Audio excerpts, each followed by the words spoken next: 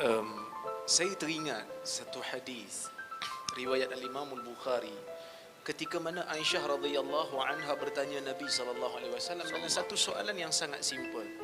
Kata Aisyah, "Ya Rasulullah, hal laqita yawman ashaddu min yaumi Uhud?"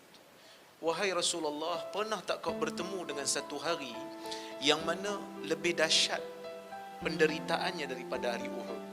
Aisyah membandingkan dengan Uhud kerana Aisyah sendiri tahu bahawasanya Uhud itu merupakan satu peristiwa yang berat bagi Nabi, kerana sahabat Nabi 70 orang telah gugur syahid.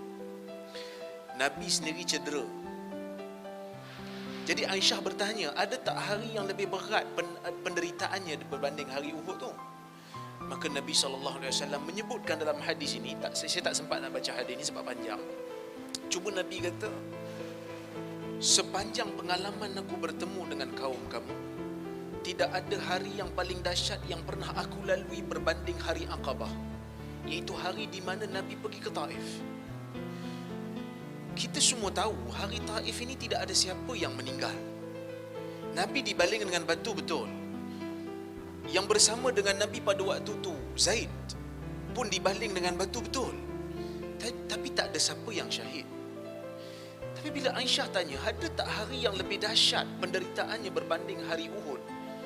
Nabi boleh kata hari Aqabah, iaitu hari Nabi pergi ke Taif. Saya mencari di manakah hikmah jawapan Nabi ini. Setelah disemak dan dikaji, sebenarnya apabila kita melihat, kita akan tengok Nabi SAW apabila berdepan dengan situasi Taif, tidak sama dengan keadaan ketika mana Nabi bersama dengan sahabat ketika mana dalam perang Uhud. Kerana perang Uhud ni walaupun 70 orang syahid, tetapi Nabi masih lagi ada negara untuk membina kekuatan. Kerana janji Allah itu pasti Islam itu akan menang. Berbeza dengan hari Taif, Nabi tidak ada negara, Nabi tidak ada tempat untuk menyuburkan Islam. Oleh kerana itulah dalam doa Nabi bertanya Allah, ke mana kau nak serahkan diriku dan dakwahku? Oleh kerana itu, sebagai pendakwah, sebagai orang yang ingin bersama dengan dakwah, sebagai orang yang dirinya sentiasa memikirkan tentang untung nasib agama dalam sesebuah negara, kena bertanya, apakah untung nasib dakwah kita di dalam negara ni? Oleh kerana itulah IQ Malaysia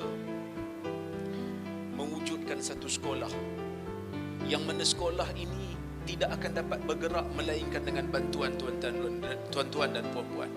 Sekolah ini kita harapkan 10 tahun akan datang akan muncul lebih daripada 10 orang Dr. Mazhar, dan mungkin lebih daripada 100 orang manusia yang lebih hebat daripada Rozaimi Ramli.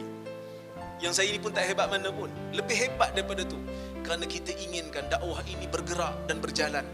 Kerana seorang pendakwah bukan hanya memikirkan tentang dirinya, tetapi dia kena memikirkan tentang dakwahnya setelah dia tidak ada.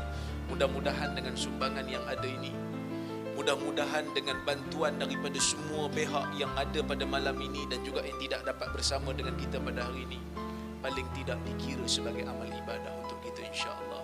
Mudah-mudahan dakwah ini akan berterusan walaupun setelah kami meninggalkan dunia ini. Wallahu ta'ala a'lam.